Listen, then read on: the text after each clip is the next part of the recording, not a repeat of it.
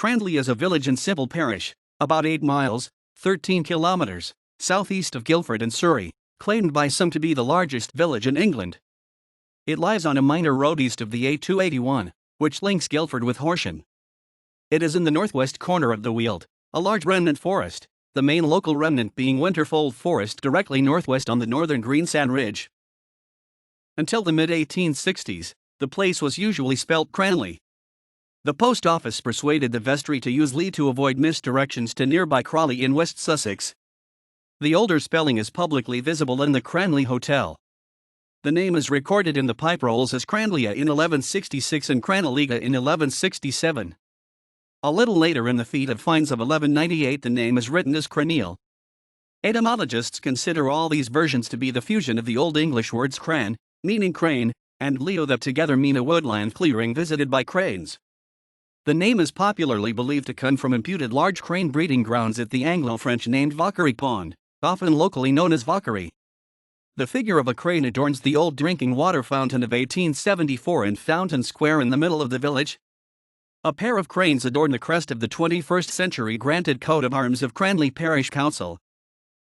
Partly on the Greensand Ridge, where it rises to 700 feet 210 meters at Winterfold Hill, but mainly on the clay and sandstone lower Weald, Cranleigh has little of prehistoric or Roman interest, whereas just across the east border Whitehurst and Rapley farms have Roman buildings and Roman tile kilns, in the parish of Ewhurst. A spur of the Roman road between London and Chichester runs northwest to Guildford past nearby Farley Heath and Farley Green, a temple site.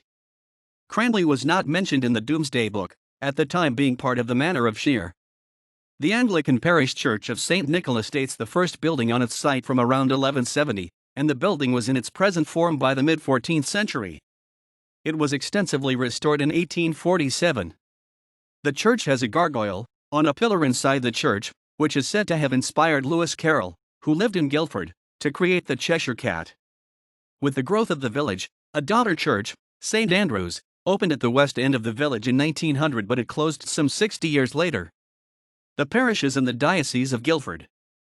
The Boy and Donkey Pub, on Knoll Road outside the village, opened in the 16th century as a Hodgson's of Kingston pub and remained in business until the early 1990s.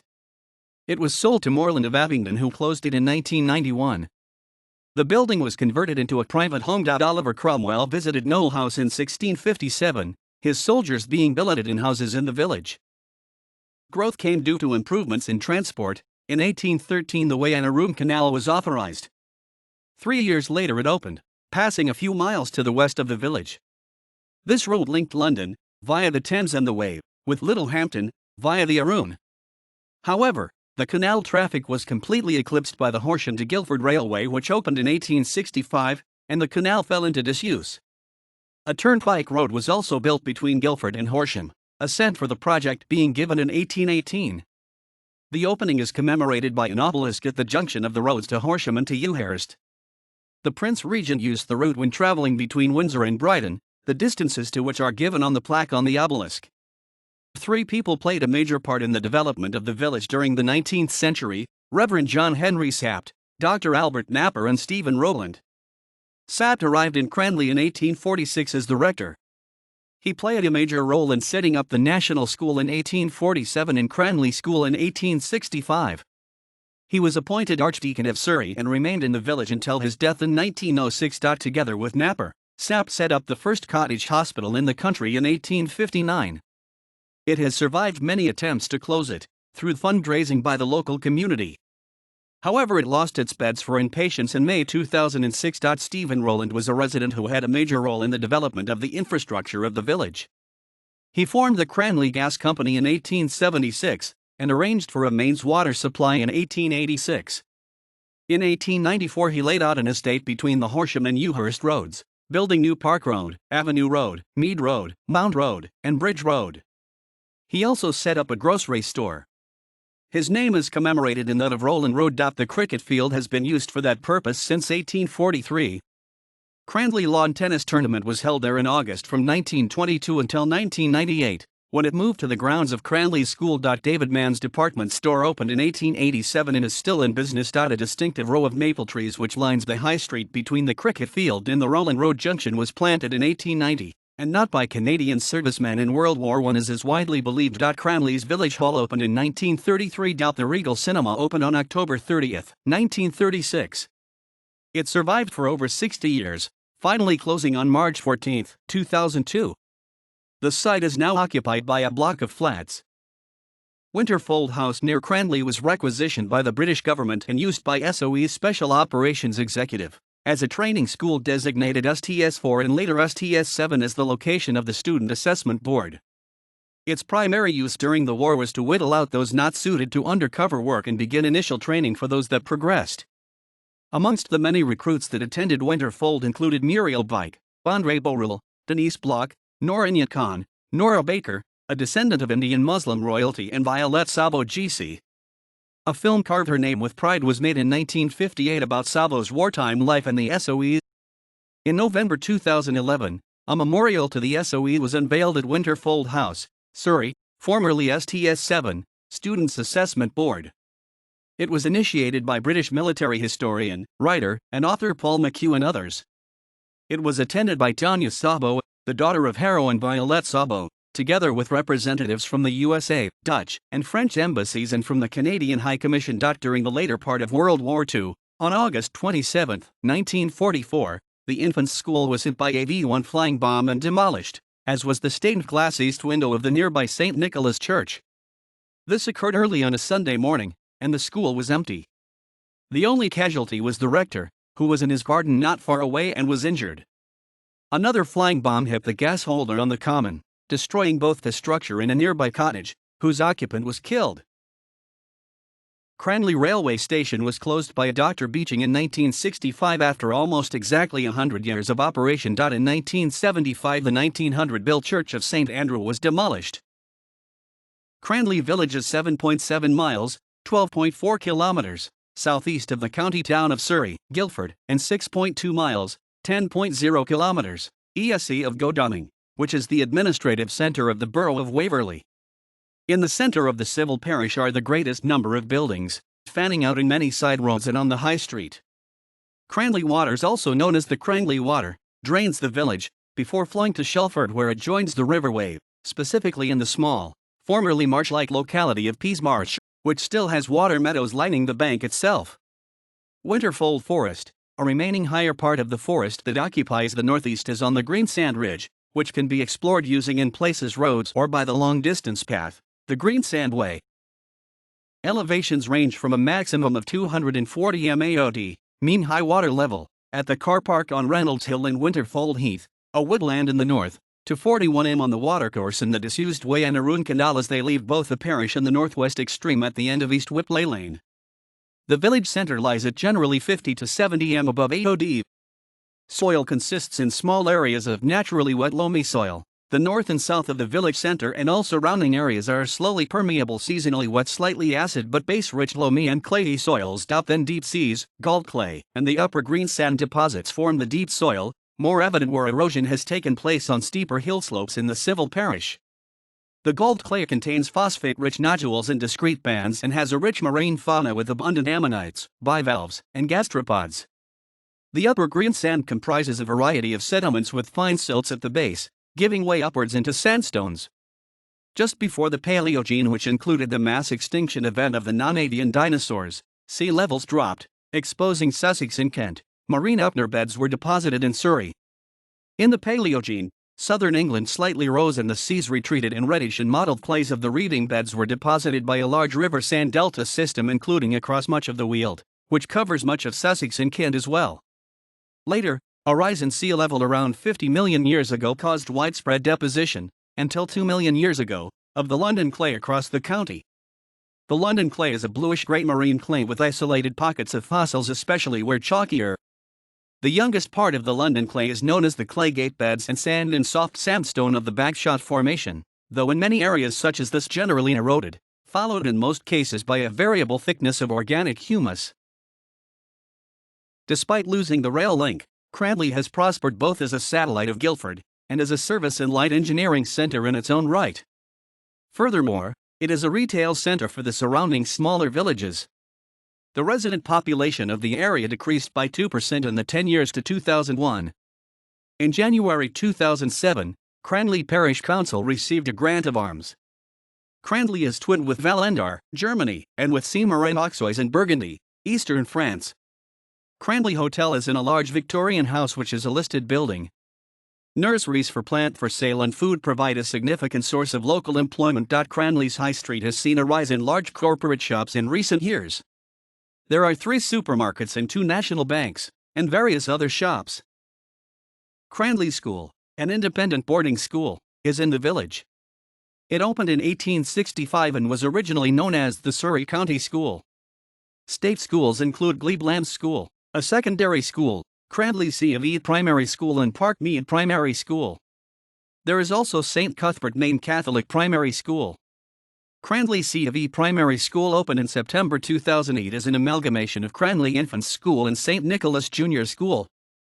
In 1847 the National School opened in the present Arts Centre, replacing earlier dame schools.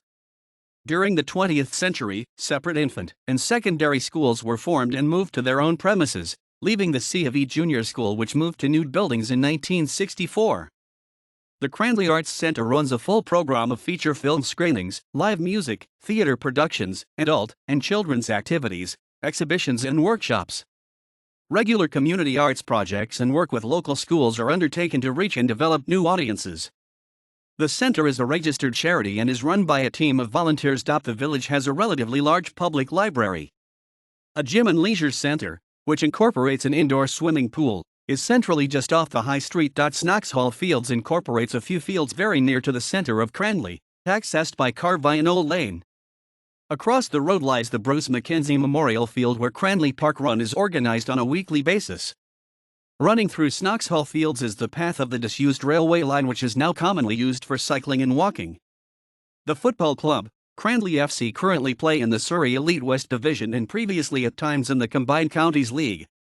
The sports and social club splits into bowls and petanque clubs. Every year the Cranleigh and South Eastern Agricultural Society host the Cranleigh Show, a traditional agricultural show.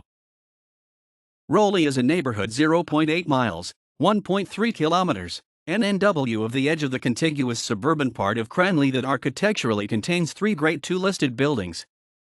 3 surrounding farms have listed farmhouses, and one of these has a listed granary. Rowley is separated from Cranleigh by Manfield Park and Hollyhocks House. Baynards to the south is separated by a green buffer including the lake, Vacherie Pond. It consists of fewer than 20 buildings. Reached by Knoll Lane, a rural road leading off of the High Street, which is dotted with houses, the settlement lies east of that lane along another lane, Baynards Road. No other neighbourhoods or localities of importance exist in the civil parish as a whole. There is a Roman Catholic Church, Jesus Christ Redeemer of Mankind, in the Roman Catholic Diocese of Arundel and Brighton, and churches of the Methodist and Baptist denominations, as well as the Anglican Church of St. Nicholas mentioned above. Cranleigh Railway Station was opened in 1865 as Cranleigh as part of the Cranleigh Line. Its name was changed in 1867 to Cranleigh at the request of the Postmaster General as badly addressed letters to Cranleigh were often mistaken for Crawley and vice versa. Cranleigh was the busiest station on the line with regular commuter traffic to and from London via Guildford. Cranleigh had a substantial goods yard equipped with a large loading gantry.